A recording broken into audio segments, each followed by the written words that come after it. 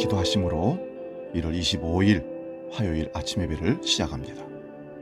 하늘에 계신 우리 아버지, 아버지의 이름을 거룩하게 하시며 아버지의 나라가 오게 하시며 아버지의 뜻이 하늘에서와 같이 땅에서도 이루어지게 하소서. 오늘 우리에게 일용할 양식을 주시고 우리가 우리에게 잘못한 사람을 용서해 준 것 같이 우리 죄를 용서해 주시고 우리를 시험에 빠지지 않게 하시고 악에서 구하소서. 나라와 권능과 영광이 영원히 아버지의 것입니다. 아멘.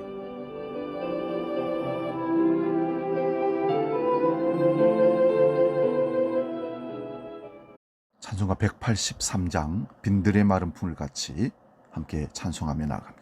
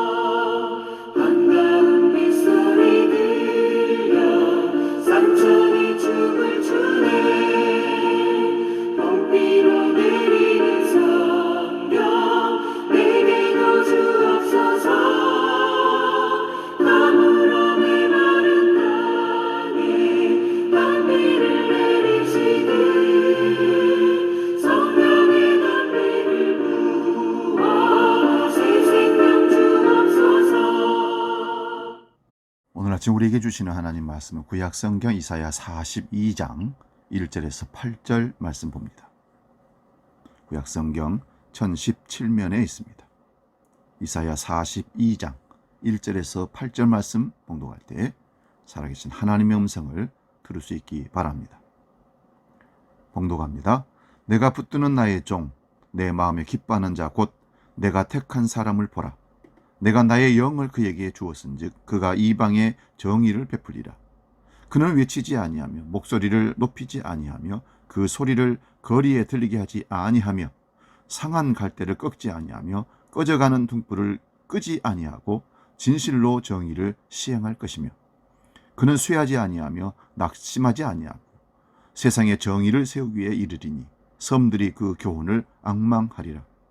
하늘을 창조하시며 펴시고 땅과 그 소산을 내시며 땅 위의 백성에게 호흡을 주시며 땅에 행하는 자에게 영을 주시는 하나님 여호와께서 이같이 말씀하시되 나 여호와가 의로 너를 불렀은즉 내가 네 손을 잡아 너를 보호하며 너를 세워 백성의 언약과 이방의 빛이 되게 하리니 네가 눈먼 자들의 눈을 밝히며 갇힌 자를 감옥에서 이끌어내며 흑암에서 앉은 자를 감방에서 나오게 하리라. 나는 여호와이니 이는 내 이름이라. 나는 내 영광을 다른 자에게 내 찬송을 우상에게 주지 아니하리라. 아멘. 오늘 봉독한 말씀으로 꺼져가는 등불 이런 제목으로 말씀의 은혜를 나눕니다. 꺼져가는 등불. 갓난아기가 맨 처음 태어났을 때는 눈은 떴어도 물체를 보지 못한다고 합니다. 그러나 한 달, 두 달 시간이 지나면 물체의 색깔을 구분하고 엄마 아빠를 알아보는 통찰력이 자라기 시작합니다. 마찬가지로 성령이 우리 가운데 들어오시면 우리의 속사람이 눈을 뜨기 시작합니다. 이걸 영의 사람이라고 그랬죠. 그전에는 보지 못했던 영적 차원의 세계를 조금씩 분별하며 보게 됩니다. 건전한 영적 기능이 성숙되어 가면서 사물과 역사를 본 눈이 달라지게 됩니다. 즉 이거를 영적 통찰력을 갖는다 그렇게 말합니다. 이처럼 예수를 믿은 후 신앙생활을 하는 데 있어서 가장 큰 숙제는 신앙 성숙에 관한 문제입니다. 믿고는 있으나 믿는다는 사실이 그 자신에게 아무런 힘이 되지 못한다는 데 문제가 있습니다. 마땅히 성장할 때가 지났음에도 성장이 멈추고 없습니다.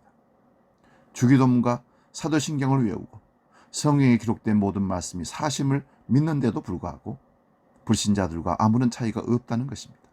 구태여 차이를 찾는다면 단지 신앙의 형식만을 유지하고 있다는 것뿐입니다. 그 이유가 무엇일까요? 스스로 자신에게 이런 질문을 한번 해봅시다. 살인하지 말라, 간음하지 말라, 원수를 사랑하라.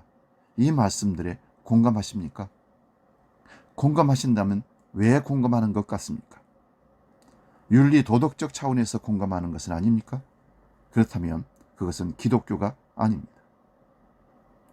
두 번째, 이런 질문을 한번 해봅시다. 부모를 순종하는 것이 옳은 일입니까? 그 순종이 무엇 때문에 이루어지는 것인가? 윤리적인 차원에서 부모이니까 당연히 모셔야 되고 순종해야 되고 그래야 불의자소시가 안 되니까 그런 차원에서 만약에 한다면 그건 기독교가 아닙니다. 하나님을 향한 신앙은 이해와 납득이 대상이 아닙니다. 하나님께서 우리에게 요구하는 것은 신앙입니다. 하나님은 우리가 어떤 일에든지 믿음으로 대처할 것을 요구하십니다. 우리가 분명히 납득할 수 있는 것이기 때문에 내가 공감할 수 있기 때문에 믿는다면 그것은 믿는 것이 아니라 이해하고 납득하는 것입니다. 이것을 두고 이론적인 신앙이라고 합니다. 이론적인 신앙의 특징은 신앙이 생활에 실천되지 않는다는 것입니다.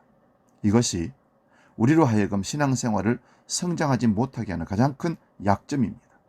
왜냐하면 이러한 신앙은 납득할 수 없는 부분에 이르렀을 때 결단코 한 걸음도 떼어놓지 못하게 됩니다. 인간의 적은 지식으로 하나님을 저울질하고 이해하려고 한다면 결단코 하나님께로 가까이 갈 수 없고 믿을 수도 없습니다.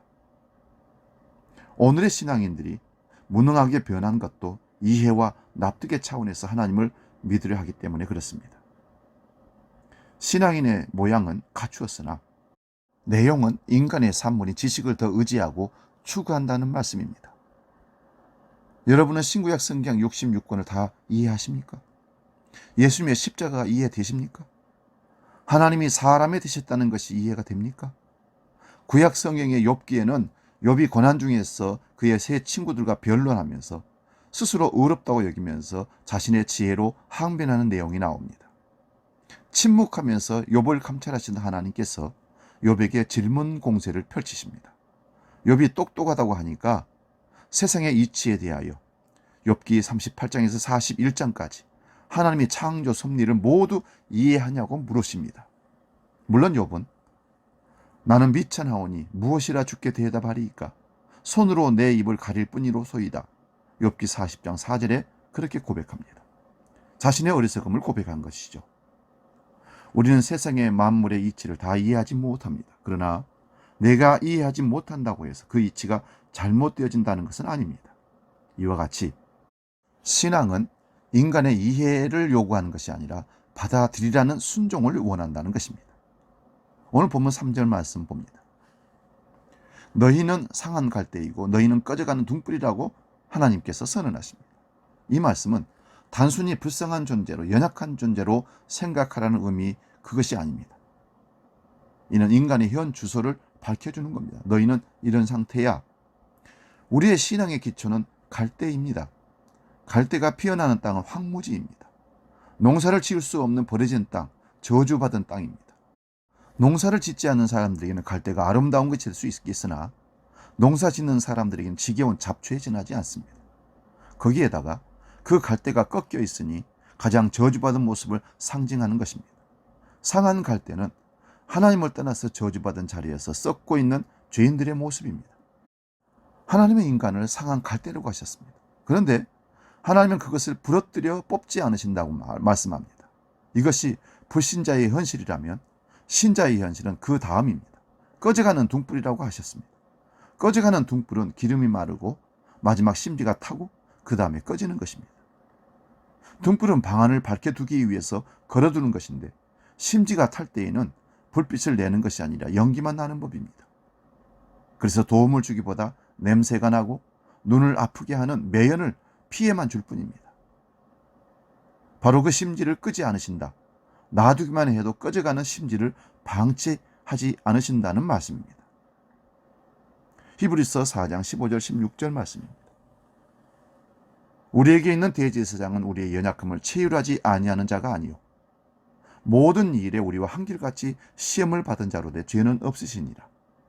그러므로 우리가 궁일하심을 받고 때를 따라 돕는 은혜를 얻기 위하여 은혜 보좌 앞에 담대히 나아갈 것이니라. 하나님께서는 그의 백성들인 성도들에게 살인하지 말라, 원수를 사랑하라 하셨습니다. 그런데 그 성도인 우리를 보시고 상한 갈대요 꺼져가는 심지라고 말씀하십니다. 또한 성도들에게 너희는 세상은 소금이요 세상의 빛이라고 하셨습니다. 그런데 소금이요 빛인 성도들에게 너희는 상한 갈대요 너희는 꺼져가는 등불이라고 하십니다. 서로 연결시킬 수 없는 극단의 모습입니다. 만일 우리가 상한 갈대고 꺼져가는 심지라면 하나님의 요구는 성취 불가능한 것입니다.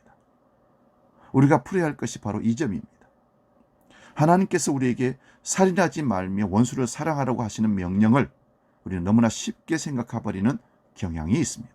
왜냐하면 윤리적이나 도덕적으로도 이 말씀은 당연지상 말씀을 지켜야 한다고 생각하기 때문에 그렇습니다. 그러나 하나님의 명령을 사람의 윤리나 도적 기준으로 이해하려고 한다면 신앙은 멀리 떠나버리고 맙니다.